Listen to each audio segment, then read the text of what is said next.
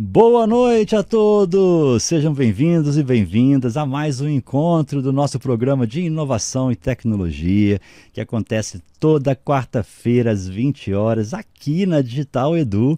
E antes de chamar o nosso convidado mais que especial e parceiro também de outras iniciativas, eu quero dar algumas informações para vocês, tá ok? Vamos lá, nós estamos transmitindo aqui o nosso bate-papo para Digital Edu, que é a plataforma oficial dos nossos encontros. Aqui nós temos um chat, vocês podem conversar entre vocês também, mandar mensagem um para o outro, além de contribuir. E também o seguinte, quem estiver aqui na Digital Edu, na plataforma, tem direito ao certificado de participação. Tá? Então, se você está assistindo pelo Facebook, YouTube, LinkedIn, Instagram, Twitch, independentemente da rede que você está acessando agora, tá? Vem para Digital Edu, tá aí no QR Code na tela, digitaledu.com.br, ok? E podem colocar perguntas no chat, independentemente se está na rede social ou não, pode colocar as perguntas no chat que nós vamos respondê-las aqui durante o nosso bate-papo, tá bom? Mas lembrando, o certificado é só para quem estiver aqui ao vivo. E se você está aqui na plataforma, fique de olho no chat, no final do nosso bate-papo, eu vou colocar um link de token único que tem uma duração até o fim da live. Geralmente esse token dura uns 5 minutinhos, 6 minutinhos, tá? Que é uma forma da gente travar a emissão só para quem realmente está aqui ao vivo. Então, durante a live também, eu vou falar de novo essa informação para quem chegou um pouquinho atrasado, mas é muito importante isso, que você clique no link no chat quando a live estiver rodando ainda, tá bom?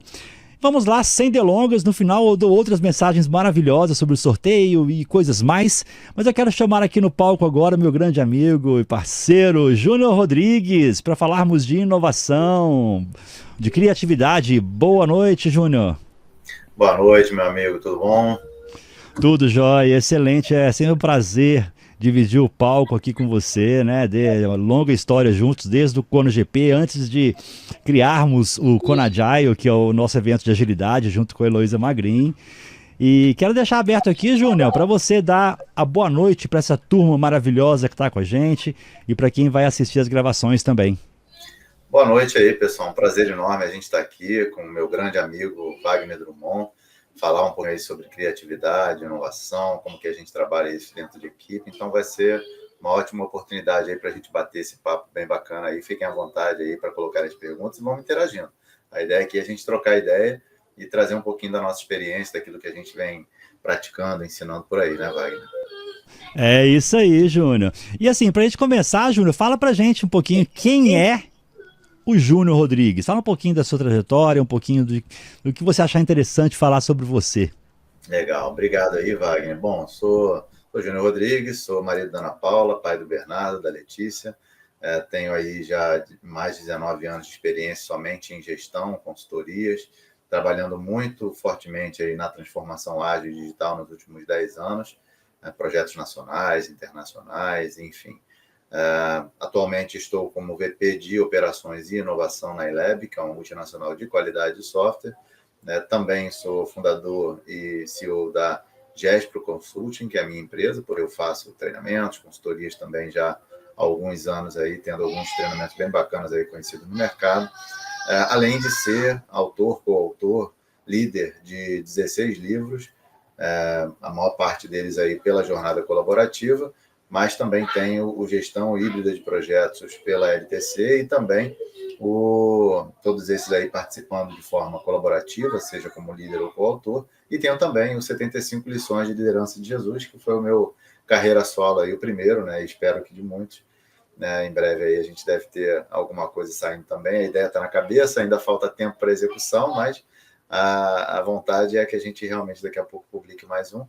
E tenho atuado bastante aí no desenvolvimento de pessoas e tenho realmente essa pegada aí de compartilhar conteúdo, conhecimento. Tenho aí algumas certificações de mercado e também mestrado em administração pela PUC do Rio de Janeiro e mais algumas outras formações aí. Maravilha, Júnior, excelente. O nosso papo hoje, gente, é criatividade em equipe, o segredo para ideias inovadoras. Mas antes, eu gosto sempre de alinhar as pessoas com os nossos pensamentos aqui. E fala pra gente, Júnior, na sua visão, tá? O que que é criatividade em equipe? Vamos começar do básico. Bom, quando a gente fala de criatividade, né, Wagner, a ideia aqui é justamente a gente dar asas à nossa imaginação. E, na verdade, a gente tem realmente uma dificuldade muito grande de ser criativo, de criar, né, enfim, de desenvolver essa criatividade, porque a gente tem, de fato, um modelo educacional, social, econômico, organizacional, que literalmente forma a gente, né? Ou seja, coloca a gente dentro de formas que nos impedem de exercer a nossa capacidade criativa. E justamente, quando a gente pega uma criança, por exemplo, se a gente pega aí realmente uma pessoa que não está limitada a esse tipo de restrição, e aí quando a gente coloca ali uma criança com 5 anos, em 2 horas ela consegue ter aí mais de 100 ideias. Se você pegar um adulto, ou um jovem ali, talvez de 15 anos, ele vai conseguir ter 50, e talvez um adulto vai conseguir ter 5. Né? Então, o que eu quero dizer com isso é que, ao longo do tempo, conforme a gente vai crescendo, né, e aí crescendo tanto profissionalmente quanto na maturidade, socialmente, a gente começa a ter essa limitação. E aí, justamente, a criatividade em equipe, ela vem por meio de diversas visões, percepções, vivências, experiências, que vão fazer com que essas pessoas elas comecem a conectar essas ideias, esses conhecimentos, essas experiências, para poder pensar em algo diferente. E algo comum que consiga garantir que aquilo que o Júnior pensa combine com aquilo que o Wagner pensa e aquilo ali possa trazer uma ideia fora da caixa, uma sacada fora da caixa, e consiga realmente criar algo novo, criar algo diferente, criar algo útil.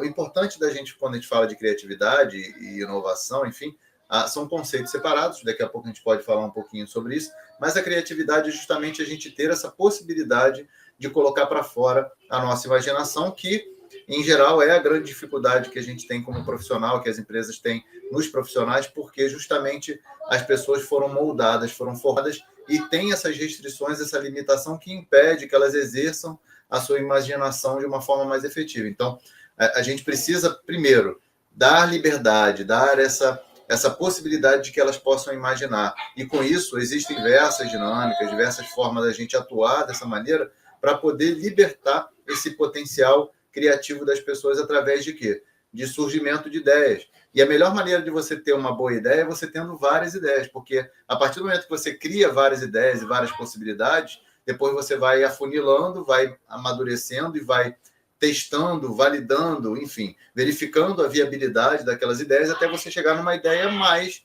adequada, numa ideia mais efetiva, que é o conjunto, ou melhor dizendo, é a consequência, é o resultado de várias ideias que foram sendo filtradas, avaliadas, analisadas, ali de alguma maneira também testadas, para que você consiga, então, ir verificando aquela que de fato é possível de ser implementada, e aí, de fato, você vai ter uma ideia boa. Então, muita gente pensa que aquela maçã lá que caiu na cabeça do Newton, né? Acho que é o Newton, se não tiver enganado, foi algo que surgiu ali do nada, e a partir do momento ele teve aquele eureka ali e teve uma grande ideia.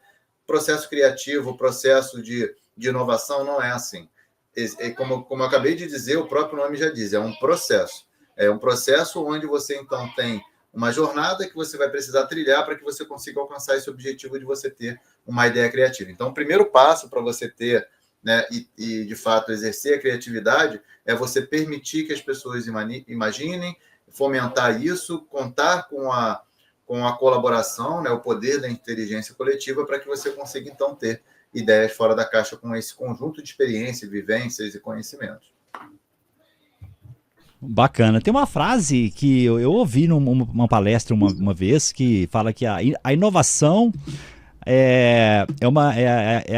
não, como é que é a frase, gente? Agora sumiu. A inovação é uma criatividade que emitiu nota fiscal. Acho que alguma coisa. Quem fala isso é o Mandarino, na verdade. Mandarino. É ele que fala isso? Eu ouvi, não lembro onde que foi. E eu A tenho ela na inovação é a cabeça. criatividade que emite nota fiscal, é emitir nota fiscal para criatividade. Então é isso. Ah, bacana, cara, excelente. E assim, a colaboração, eu acho que a inteligência coletiva, ela é Ela é muito muito importante importante. nesse processo, né? Por que que você acha que a colaboração em equipe, quando todo mundo junto, é tão importante para gerar novas ideias que são realmente inovadoras, né, Júnior?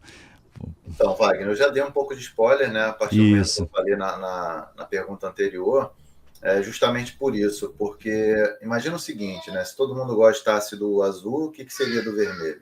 Né? Então, de fato, todo mundo ia estar pensando igual, todo mundo ia ter essa, essa mesma visão, e aí, no final das contas, o produto, o resultado disso seria algo sem muita variação, sem muita graça, sem muita perspectiva, porque é resultado de um pensamento muito igual, muito mecanizado, muito parecido. Então, a colaboração, e aí tem um ponto aqui importante, que é justamente a gente permitir que a colaboração ela de fato aconteça, que ela de fato ela possa ser exercida, e aí prescinde de você ter uma segurança psicológica para que você consiga ter essa colaboração de fato. Por quê?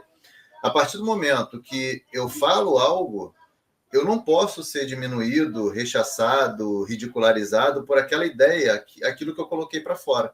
Então, a colaboração, para ela ser efetiva, ela precisa ter esse ambiente seguro. A colaboração, de fato, ela é essencial, mas ela também necessita que tenha um pré-requisito, que você permita que, de fato, você tenha essa capacidade de expressar, de colocar para fora. Então, uma colaboração efetiva, ela vai acontecer a partir do momento que a gente tem essas diversas visões. Então, a gente falou da inteligência coletiva. Então, quanto mais plural, quanto mais multidisciplinar, quanto mais diverso for o seu ambiente, a sua equipe, o seu time, mais possibilidade você vai ter de saírem dali ideias realmente inovadoras. Só que para isso também precisa ter uma boa gestão de conflito, precisa ter esse ambiente seguro. Então, se você não tiver um ambiente seguro e não tiver uma boa gestão de conflito, o que vai acontecer vai ser que as pessoas vão se sentir, em algum momento, ridicularizadas, porque eu falei algo e o Wagner falou: ih, Júnior, para com isso aí, essa ideia é de maluco. Né? E, por outro lado, o que vai acontecer também é que, se a gente não tiver uma boa gestão de conflito, vai partir para o confronto. E aí a gente vai ter uma guerra se instaurando, vai ter um ambiente que vai acabar sendo talvez ali destruído, né, ou prejudicado por conta desse confronto, porque vai criar um clima muito ruim dentro do time, e aí depois essa criatividade, essa inovação que você estava buscando realizar dentro do seu time não vai florescer, não vai acontecer, porque vai ter um impeditivo, que é o quê?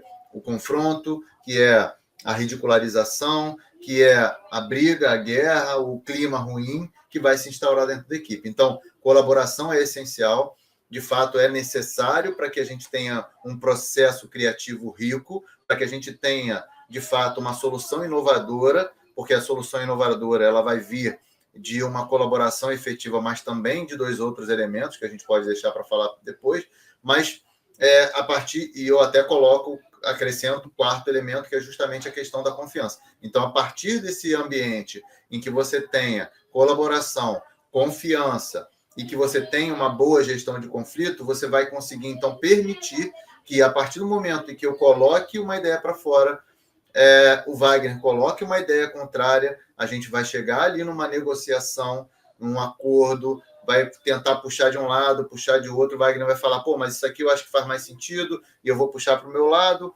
vai ter uma pessoa ali mediana, então sempre é importante ter a figura de um facilitador, de um mediador, para que então ela possa atuar nessa gestão de conflito, para que isso não se torne algo pior, como a gente acabou de mencionar, e aí com isso a gente vai ter, então, um ambiente em que as ideias vão estar sendo colocadas, vão ser trabalhadas, vão ser negociadas, e a solução ela vai ser uma solução mais efetiva. A gestão de conflito ela passa por você, primeiro, observar, ou seja, averiguar, eu não sei se é a melhor palavra, mas está me faltando a palavra aqui, então, é você, de fato, conseguir analisar e levantar essas visões diferentes, entrar num processo de negociação para que você consiga, então, ter a melhor solução de acordo com essas visões diferentes, com esses conflitos de interesse, você chegar no resultado, aplicar esse resultado, então ter, de fato, ali a definição de uma solução que vai ser implementada, enfim, e depois você acompanhar. Porque muita gente peca no sentido de que eu fui e resolvi um conflito, mas já está resolvido, deixei para lá. E aí você não acompanha. Por quê? Aí depois, quando aquilo ali foi implementado, aquela ideia vier a cabo, o que pode acontecer é, caramba, a ideia foi implementada, mas de repente o resultado não foi alcançado, e aí você não tomou uma ação de voltar atrás ou de corrigir aquilo ali, para poder então considerar talvez uma ideia que ficou de fora. E que talvez aquela ideia que ficou de fora seria a solução para aquilo ali não ter dado errado. E aí, então, se você acompanhar, você vai ter a condição de fazer com que aquilo ali se torne algo efetivo. Então, veja que, para que a colaboração aconteça e a criatividade ela possa ser exercida e a gente consiga, de fato, encontrar uma solução inovadora, a gente precisa ter um ambiente de confiança, de segurança psicológica e uma boa gestão de conflito para que isso possa acontecer.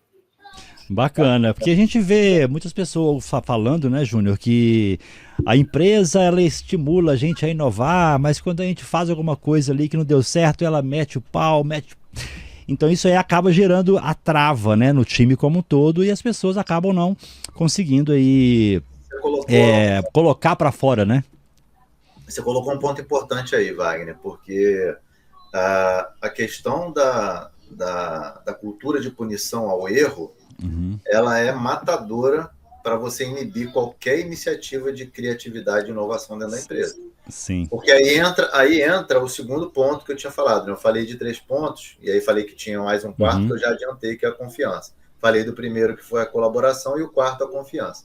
Tem um segundo ponto, e na verdade esses 3 pontos são os pilares do Design Thinking, que é a colaboração, a empatia e a experimentação. Então tem esse segundo ponto aqui, que é a experimentação, que a experimentação ela só vai acontecer se eu tiver uma liberdade para testar, para experimentar, se eu não tiver medo de experimentar.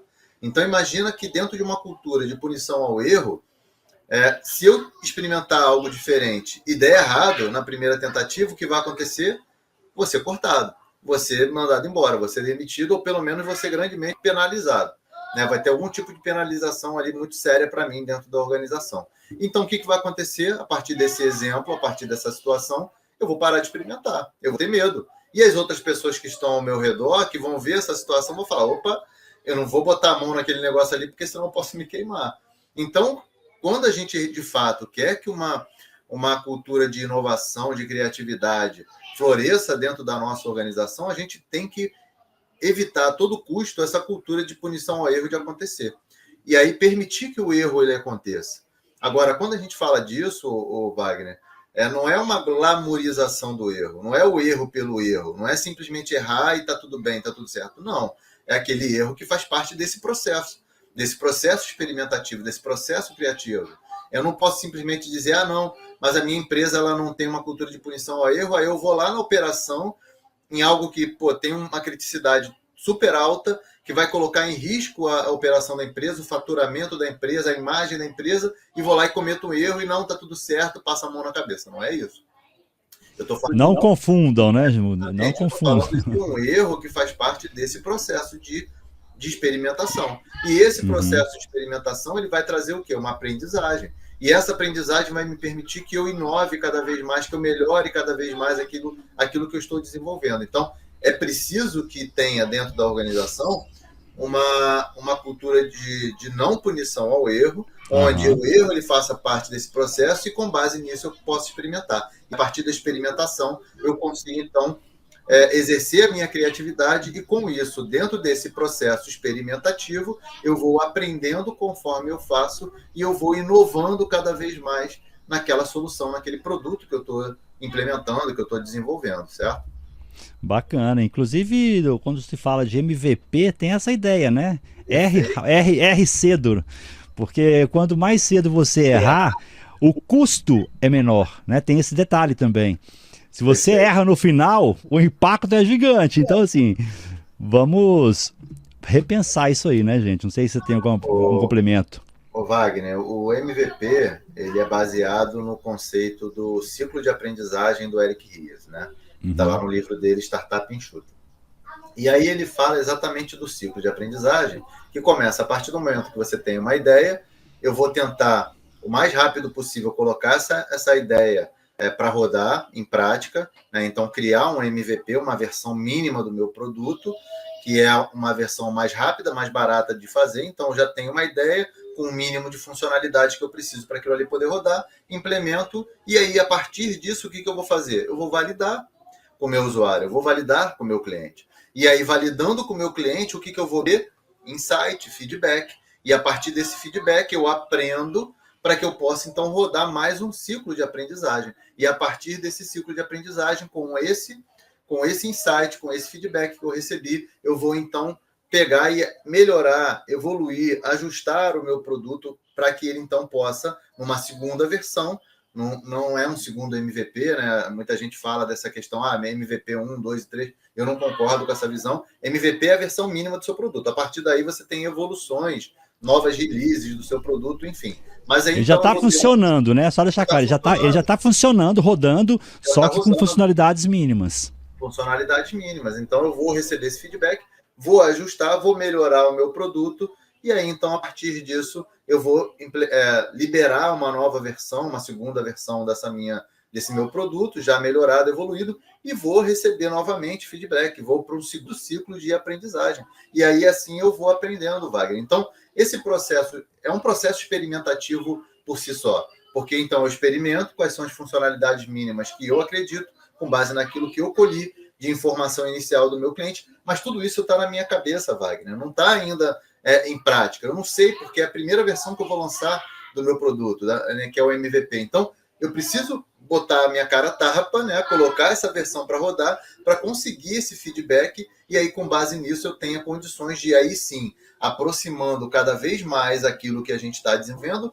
daquilo que o meu cliente espera. E aí, a cada rodada, a cada vez que eu rodo esse MVP, eu vou aproximando cada vez mais aquilo que o meu cliente espera daquilo que eu estou desenvolvendo, para que eu tenha, então, esse match perfeito. Então, essa visão, Wagner, e até voltando um pouquinho atrás nesse processo, né, aqui é interessante a gente pensar o seguinte, porque a partir do momento que eu penso, né, que eu idealizo uma solução, essa solução ela não pode ser fruto da minha cabeça. Ela precisa ser fruto de uma dor, de um problema que eu identifiquei no meu cliente, e a partir desse problema eu passo por um processo, que depois a gente pode falar, o processo do design thinking, né, o processo de discovery, de descoberta, e aí eu passo por isso até chegar, então, nessa minha versão mínima do meu produto. Que aí, então, eu saí de um problema, passei por um processo criativo, saí com uma solução mínima, um produto mínimo viável, né, o Minimal Viable Product, ou MVP, e aí, então, eu implemento, libero essa versão mínima do meu produto, e aí, então, eu tenho esse processo de coleta de feedback para poder ajustar e rodar meu ciclo novamente. Então, tudo parte o quê? Do entendimento da dor, do entendimento do problema, para que a gente, então, tenha uma solução que, de fato, tenha a possibilidade de resolver a dor do meu cliente. Mas somente quando eu colocar ela em produção, quando eu receber ali os feedbacks, eu vou saber se eu estou no caminho certo ou não, né, Wagner? É isso aí, Júnior, fantástico. Inclusive, vou adiantar aqui a pergunta que eu estava prevendo, que é o seguinte, você comentou aí um pouquinho, falou aí de técnicas, né? Quais técnicas e metodologias você realmente recomenda para as pessoas, para esse processo de ideação, de desenvolvimento em equipe? Beleza, bacana, Wagner. Só antes da gente entrar nesse método aí, enfim, nesse mérito dos métodos, né? Eu queria complementar com outro ponto, o terceiro pilar aí que eu não comentei, do Design Thinking, né? Que eu falei sobre a colaboração, falei sobre a experimentação e faltou falar sobre a empatia. Mas está implícito dentro do que eu acabei de falar agora, mas só para deixar claro, e aí eu coloquei já logo de início um quarto ponto por minha conta, que é a confiança. Então, eu acrescento nos 3 pilares do Design Thinking a confiança, um ambiente seguro, né, um ambiente de segurança psicológica para que isso tudo possa acontecer.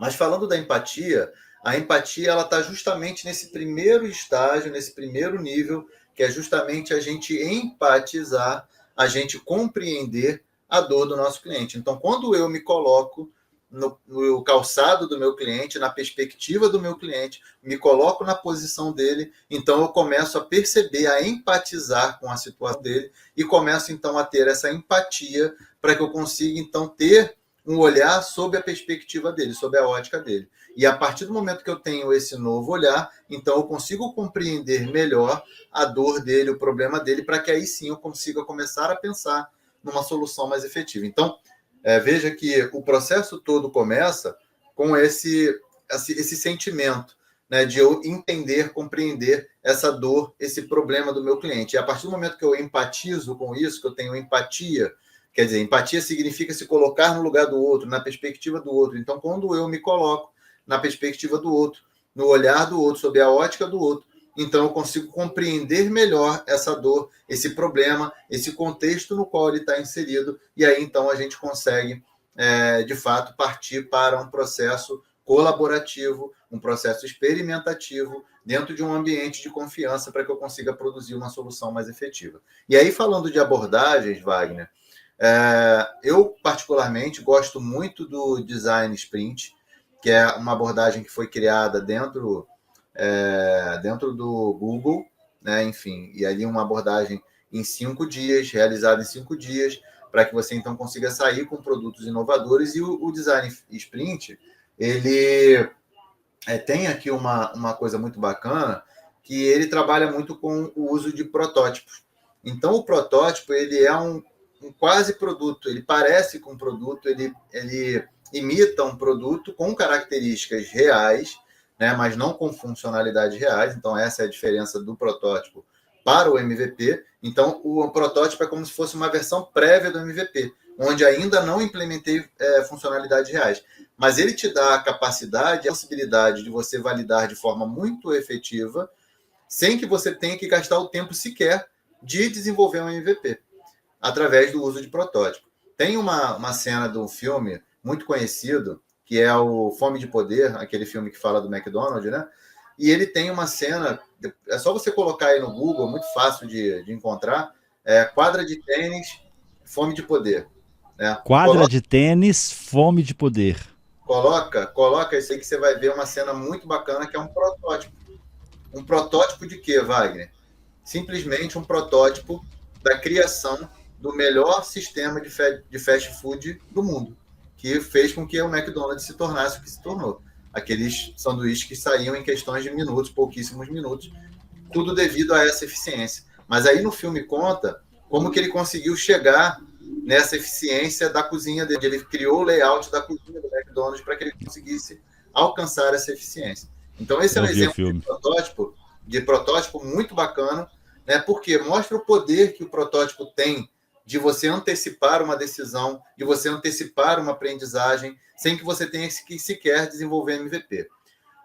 Aí você pode questionar o seguinte: pô, Júnior, mas hoje está muito rápido e barato de fazer MVP. De fato.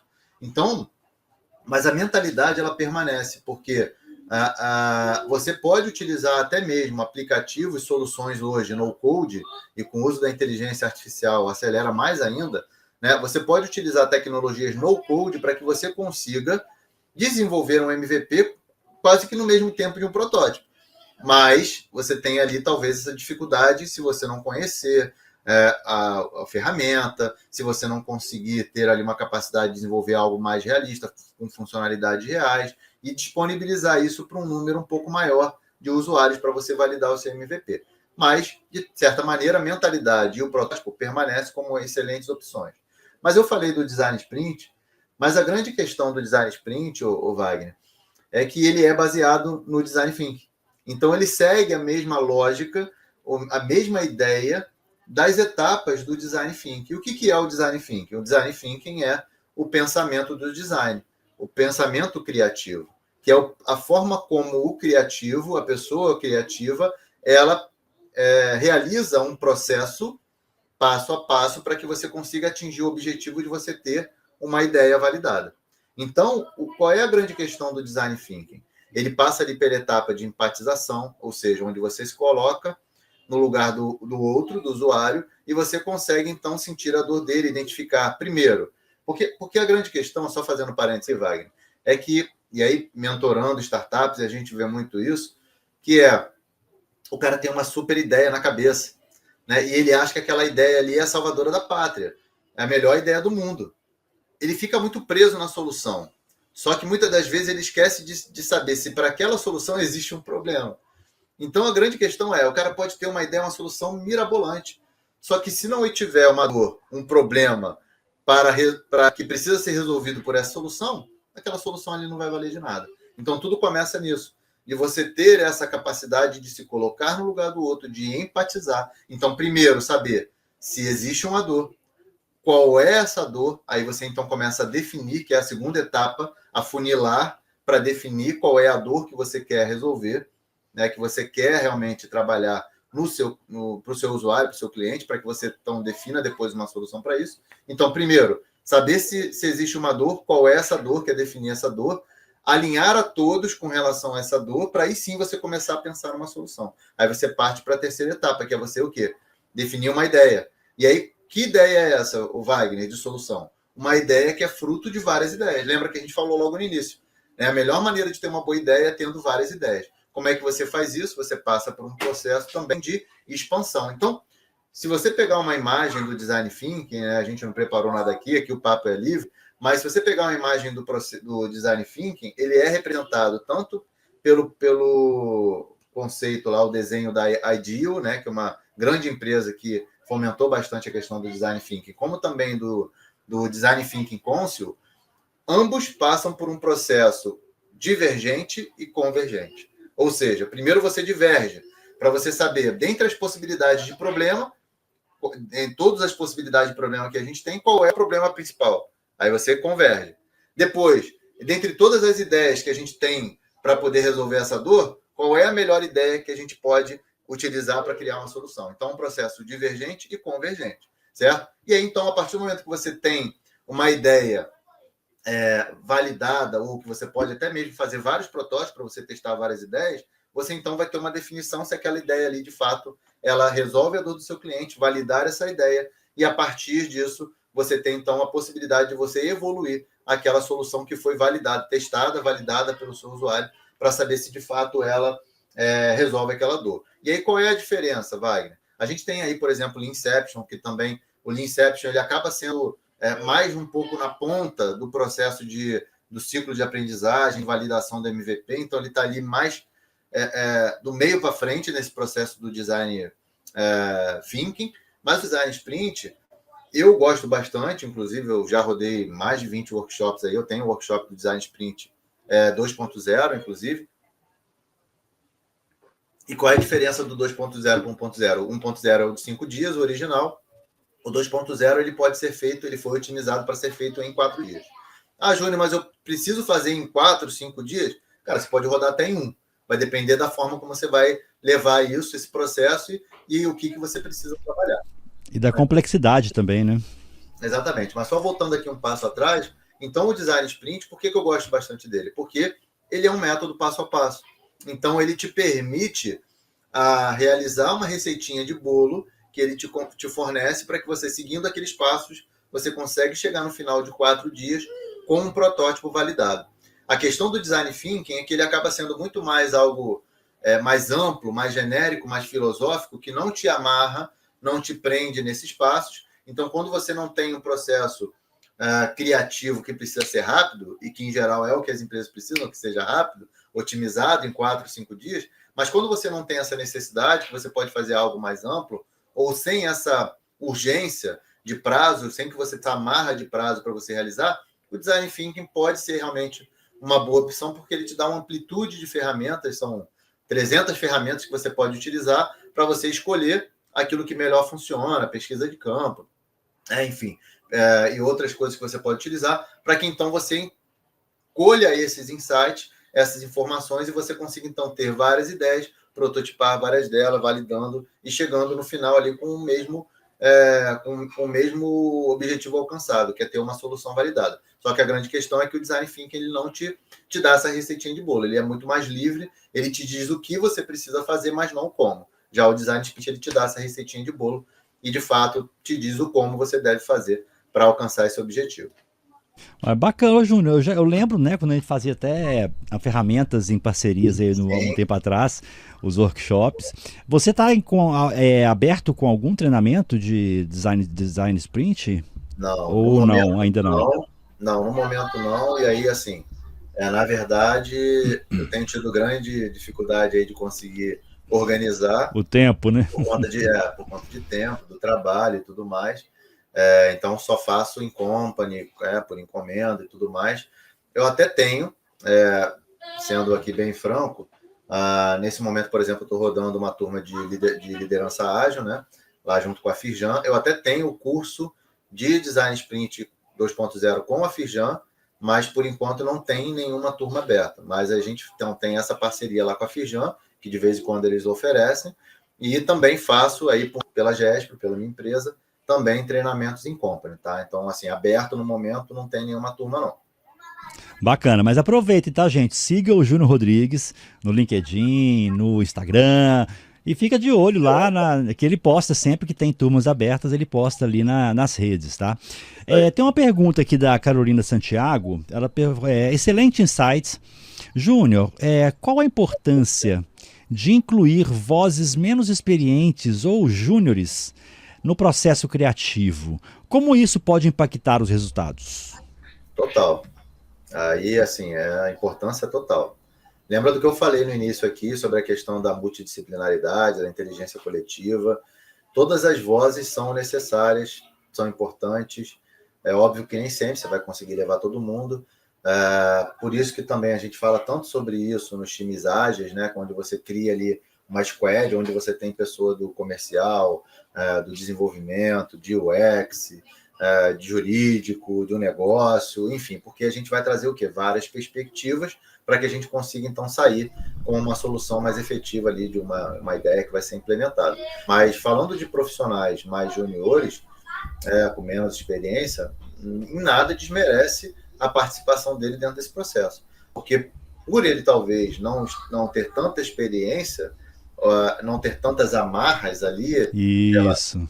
pela senioridade ou pelo cargo ali também, que de repente ele vai ficar com medo de falar alguma ideia ali. Até da cultura da empresa também, né, Exatamente. Júnior?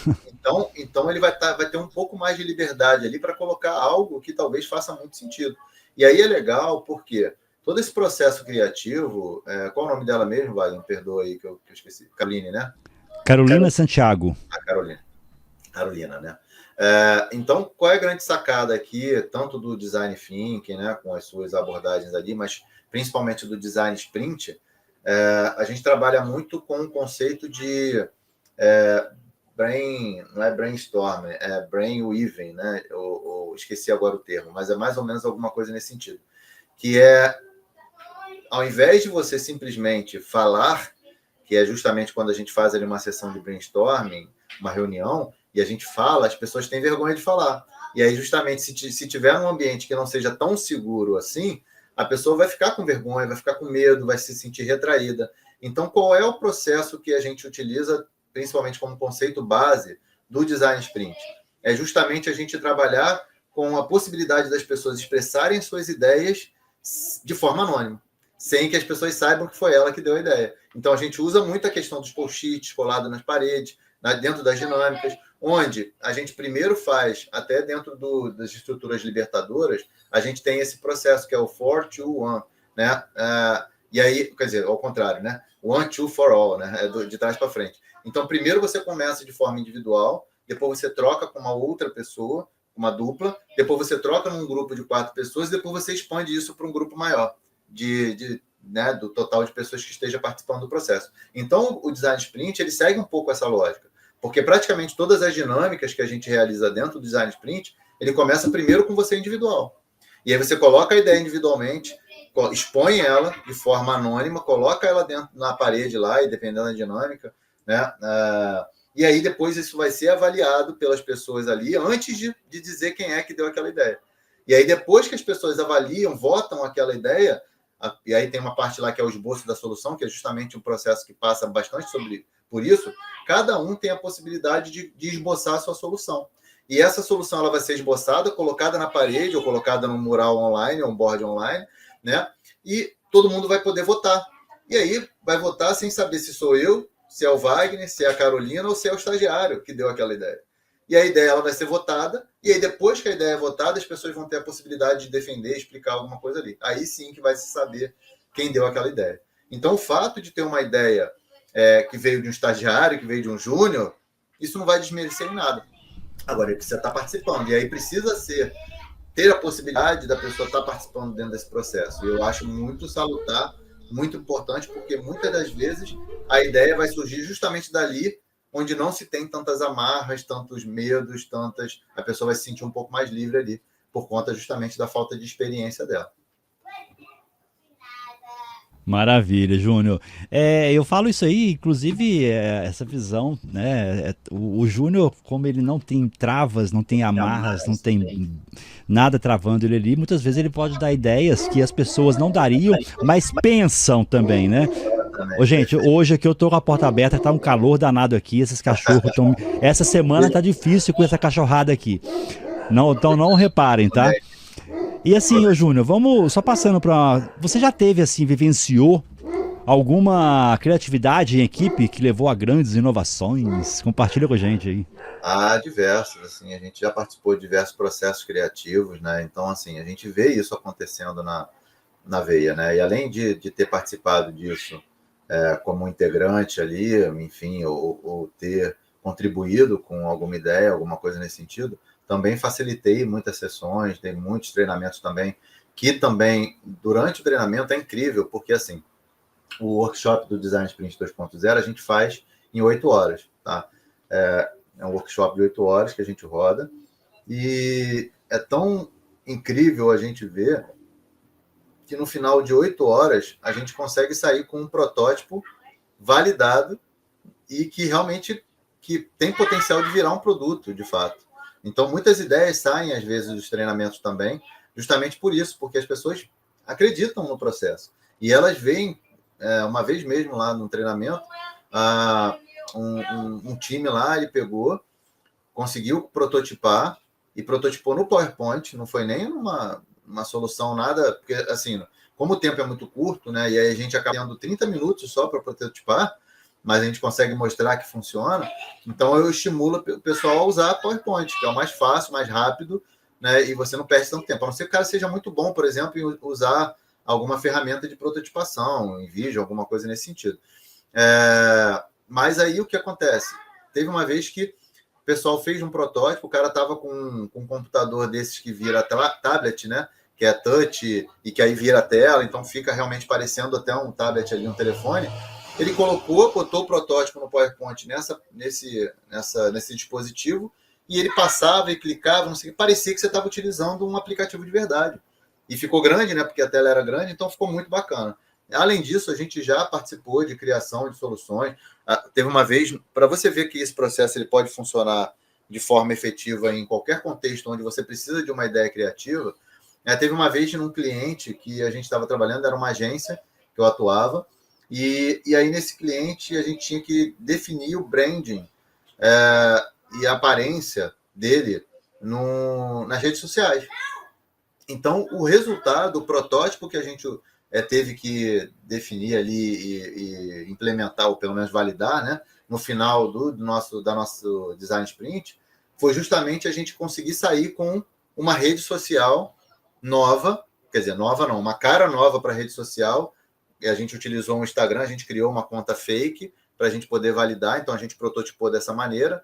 Na verdade, foi quase um MVP, né, porque foi real, né, foi dentro do próprio Instagram. A gente criou uma conta onde a gente pegou uma nova cara, uma nova identidade visual, com posts que fossem mais dentro da linha que a gente queria seguir, e a gente foi para a rua validar com 5 pessoas. Na verdade, não foi na rua, né? A gente fez de forma online, se não me engano. Agora já tem um tempo já que eu não estou me lembrando bem. A gente conseguiu validar com a pessoa e mostrar para ela a cara nova da rede social e validar com ela que aquela cara nova, aquela nova identidade social, aquela nova identidade visual da empresa e aquele novo estilo de postagem, de conteúdo, se era realmente aquilo que os clientes gostariam ou não, e a gente conseguiu validar e deu muito certo. Então, para você ver que isso pode ser aplicado em várias situações, não simplesmente para quando a gente tem um produto físico. Quando a gente fala de produto, solução, pessoal, é qualquer tipo de solução de produto, de resultado que você quer alcançar. E você pode alcançar utilizando uma abordagem, uma técnica como essa, né? Excelente. Já tem mais duas perguntas aqui, Júnior. Eu vou fazer uma pergunta aqui do site oficial, depois eu vou para a pergunta da Fabiola, que está aqui com a gente Legal. no Instagram, no LinkedIn, tá? Fabiola de Toledo. A pergunta é do Carlos Guimarães. Boa noite, Júnior e Wagner. Existe um limite para o tamanho de uma equipe criativa? Como escalar a inovação sem perder a qualidade das ideias? Muito boa a pergunta. Quem foi que perguntou? Carlos? Carlos Guimarães. Carlos Guimarães. Então, Carlos, o que acontece? Quando a gente fala de tamanho de equipe, isso é um processo que a gente precisa ter um pouco de cuidado. Por quê? É por isso que a gente fala tanto de times ágeis, e aí o próprio Scrum, as abordagens ágeis, elas apregoam times que vão de 3 a 12 pessoas, não mais do que isso, também menos do que isso, você acaba não tendo ali também uma quantidade boa de ideias, enfim.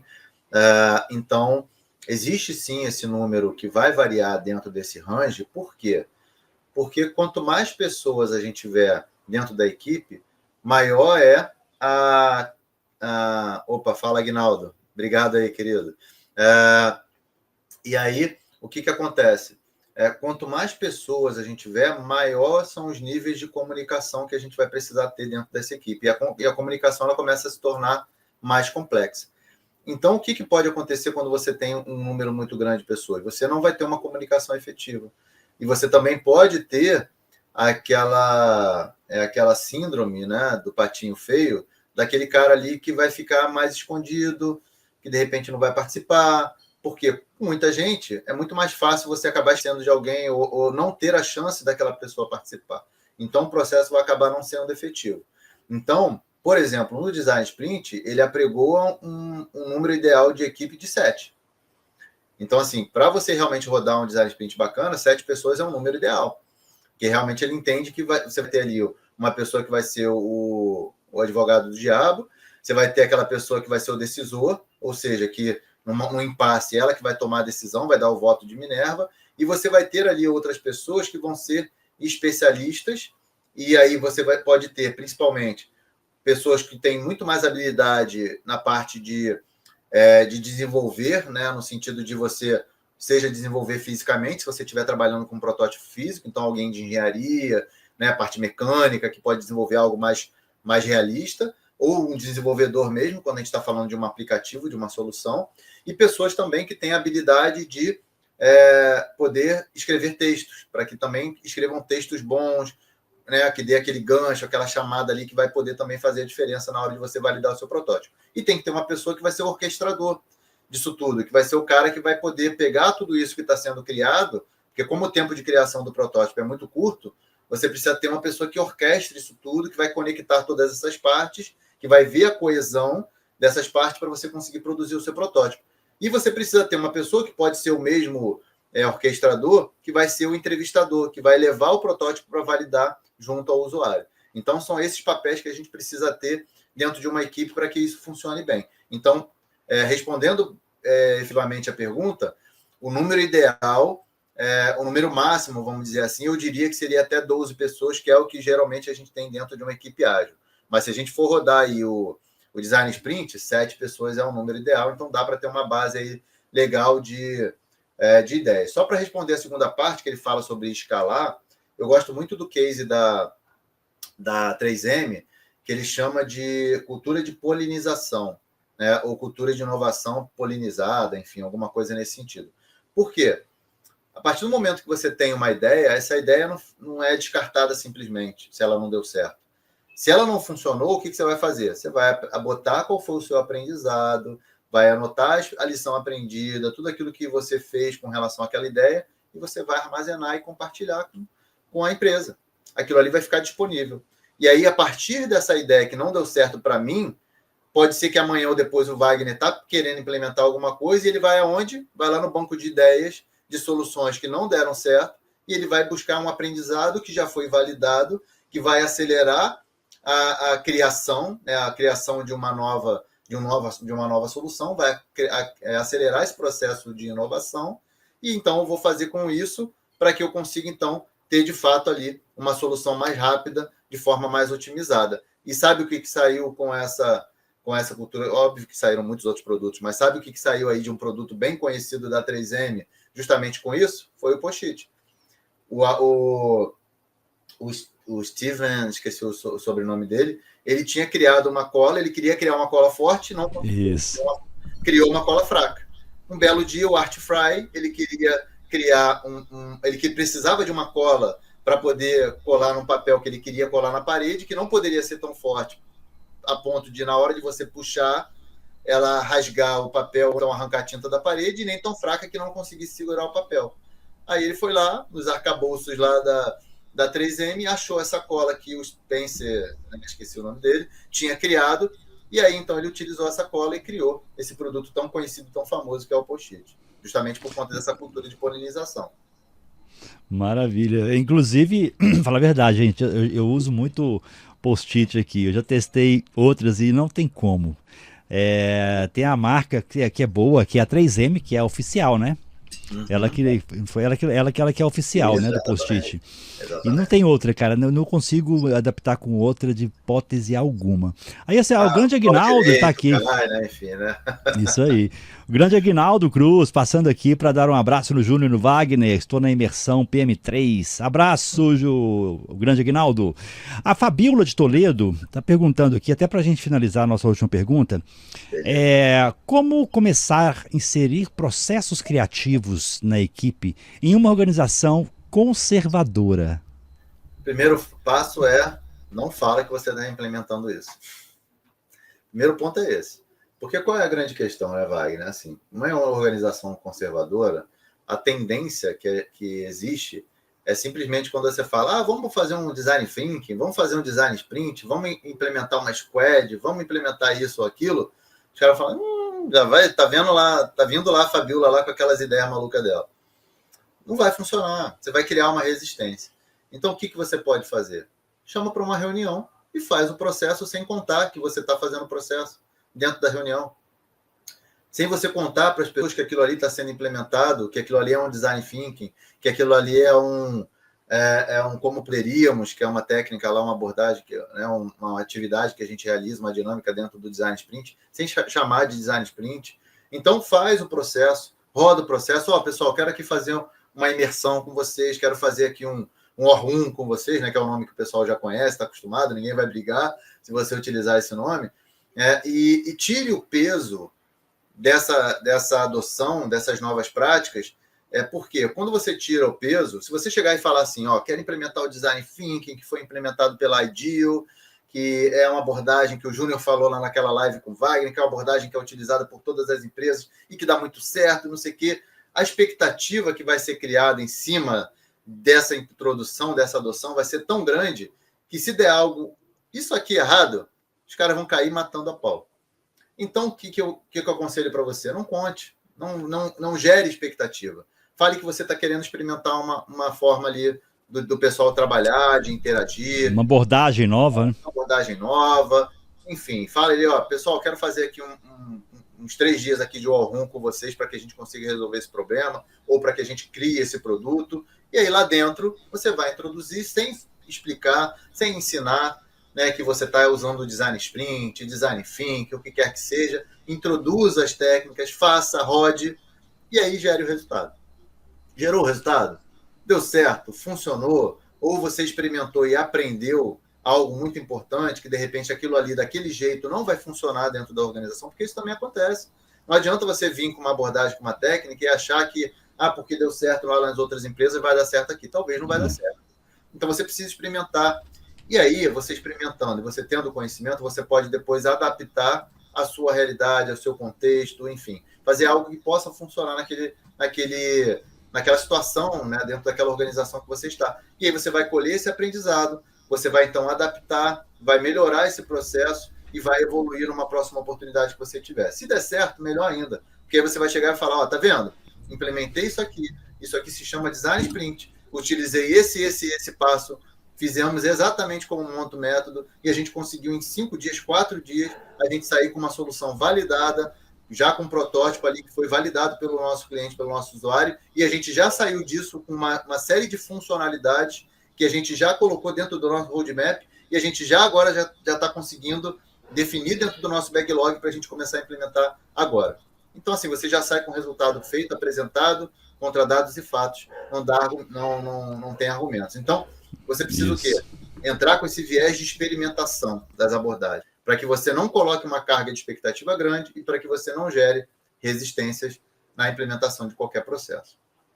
Essa dica foi top, hein, gente? Fica e anota isso aí, porque muitas vezes as pessoas aprendem as técnicas, Júnior, e querem implementar da forma que elas aprenderam. Então, assim, se você tem uma empresa que é diferente daquela que foi mostrada, então faz as suas adaptações ali para você conversar a mesma linguagem da sua empresa, que é diferente, com certeza.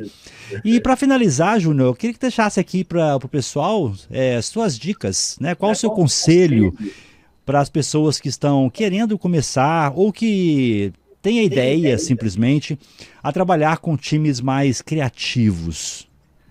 Bom, primeiro de tudo, na verdade, a gente volta lá para o início do nosso papo, que é você criar um ambiente seguro, é você fazer com que aqueles pilares ágeis, de fato, eles sejam vivenciados, você fomentar que, de fato, aqueles pilares eles possam ser exercidos, né?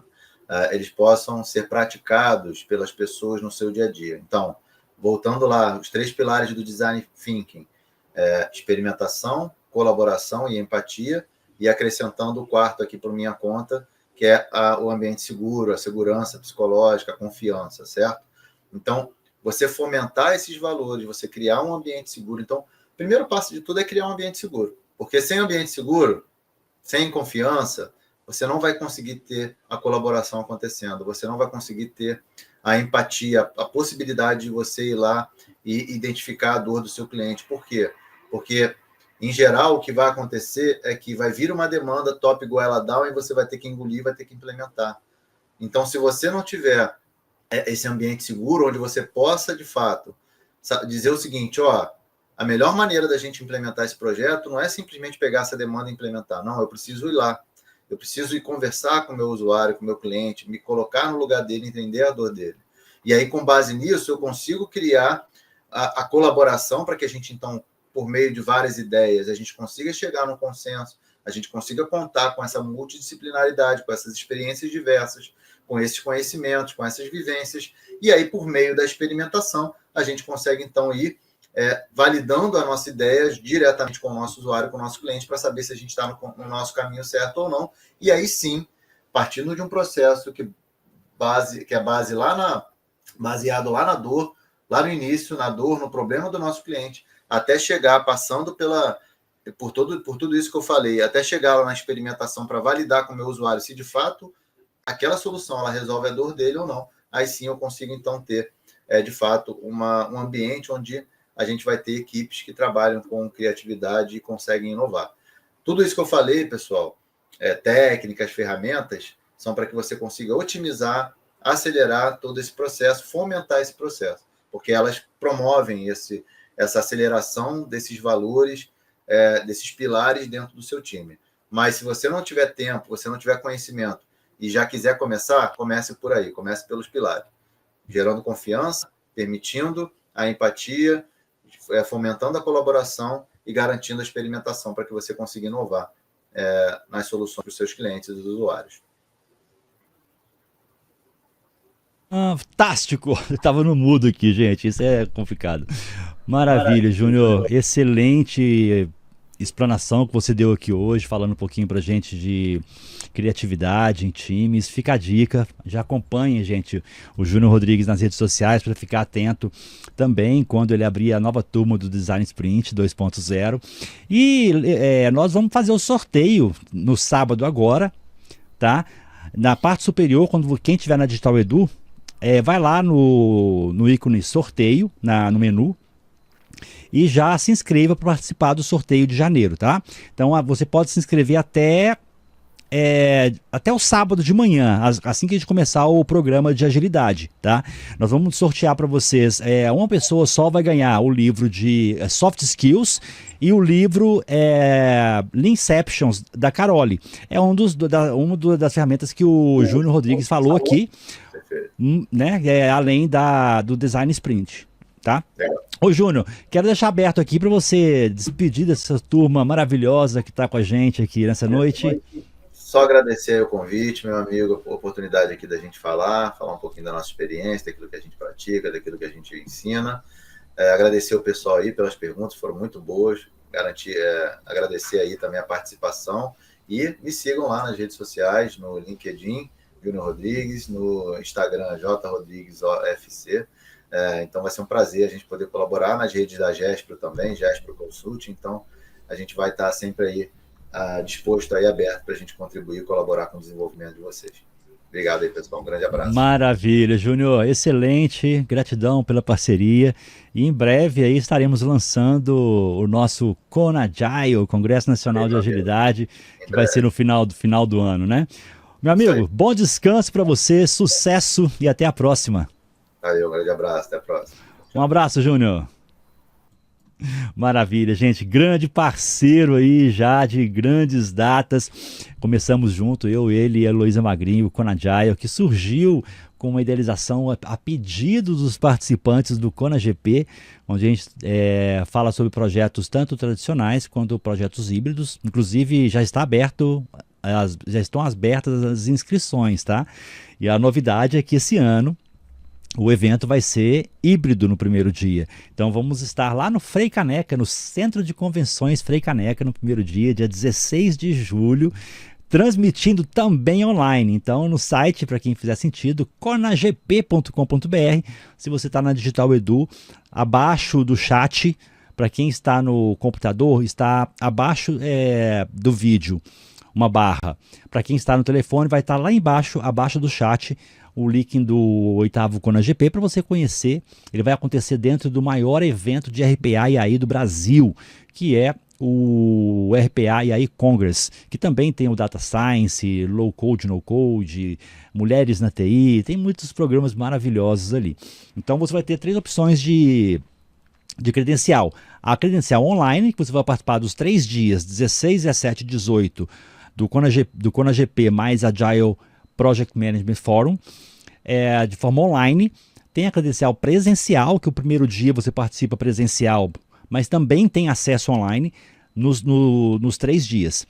E o Full Pass. E o Full Pass você vai ter direito a tudo do CONAGP, mas no dia 15, no primeiro dia também do RPA e AI Congress, e participar das palestras, assistir palestra da mulheres na TI, de Low Code, No Code, Data Science, uma programação maravilhosa. A gente acessa o site lá para vocês conhecerem um pouquinho, tá bom?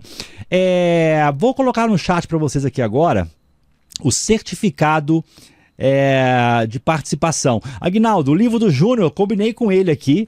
O livro dele é um livro focado para liderança, Ensinamentos da Liderança com Jesus. Então eu estou alinhando com ele aqui de fazer um bate-papo futuramente, ou agora em fevereiro ou em março, para falarmos exclusivamente do livro, que é fantástico, tá? Então é o livro de liderança que ele fez. Então em breve nós vamos estar falando aqui e agendando com ele, tá? Eu vou colocar o link agora para quem estiver aqui com a gente no chat da Digital Edu, chat oficial, tá, gente? Lembrando, se você está assistindo agora pelas redes sociais e quer o certificado de participação para complementar horas complementares, para poder mostrar, né, para ter horas complementares na instituição de ensino, ou para levar na sua empresa, que ela exige um aprendizado contínuo, é só você vir para Digital Edu, ok? digitaledu.com.br, o QR Code está na tela aqui, você pode acessar pelo QR Code ou pelo site direto, digitaledu.com.br, tá? E aqui esse link eu estou colocando ele agora para vocês. só que ele só é válido até o fim da nossa live. Então, acabou a live, ele provavelmente fica mais uns 2, 3 minutinhos ao vivo ali, ativo, e depois ele é expirado, ok? É token único. Se você nunca emitiu o certificado na Digital Edu, assim que você for fazer a emissão, clicar no link, você vai poder colocar o seu nome da forma que você quer que saia no certificado. Nós fazemos dessa maneira porque muitas pessoas cadastram o primeiro e último nome, primeiro nome e a primeira letra do segundo nome. Então é legal que no certificado tenha o seu nome completo, para você ficar melhor identificável para a empresa, para a instituição de ensino. Mas o nome que você desejar colocar ali é o nome que vai ser utilizado. Agora, cuidado, porque você só consegue alterar o nome a primeira vez. Da segunda vez que você for emitir um certificado aqui com a gente, ou de uma live, ou de um evento, ele já vai aparecer com seu nome travado. Ah, Wagner, mas eu vou casar mês que vem, como é que eu faço? O meu nome vai mudar. Não tem problema. Você pode mandar uma mensagem para a gente no suporte da Digital Edu, que nós alteramos aqui para você. Você tem que mandar um e-mail para a gente passa as instruções, pode mandar uma mensagem por WhatsApp, a gente passa as instruções para você mandar um e-mail com o seu nome antigo, tem que ser o e-mail cadastrado na plataforma, tá? E a gente altera o seu nome aqui manualmente, como que você quer que apareça, ok? Maravilha, Aguinaldo. Certificado gerado. Só publicarei após assistir a gravação e ter os insights para publicar. Maravilha. Ó, seus resumos são fantásticos. Inclusive, a todos vocês que estão com a gente aqui, façam igual o Aguinaldo. Acabou de assistir uma live, um bate-papo, um vídeo, uma gravação das nossas lives da Digital Edu. Faz um resuminho, coloca na rede social e marque Digital Edu e Wagner Drummond, que com certeza nós vamos fazer um comentário, vamos também recompartilhar nas nossas redes, tá? Gente, é isso aí. Amanhã ainda estou dependendo de uma definição, de uma resposta de um convidado para a gente falar sobre liderança. Então, amanhã de manhã eu atualizo para vocês quem vai ser, ok? E nos encontraremos nos próximos encontros, ou amanhã, ou na sexta-feira, sábado, fechando aí com o grande Ibson Cabral na agilidade. E lembrem-se de entrar agora na aba de sorteios ali e fazer as ações. Cada ação que você fizer ali naquela aba de sorteio é uma vez o seu nome na lista. Então, se você fizer 10 ações, por exemplo, são 10 vezes o seu nome na lista. A chance só tem a aumentar, tá bom? Gente, sucesso, um abraço e até a próxima!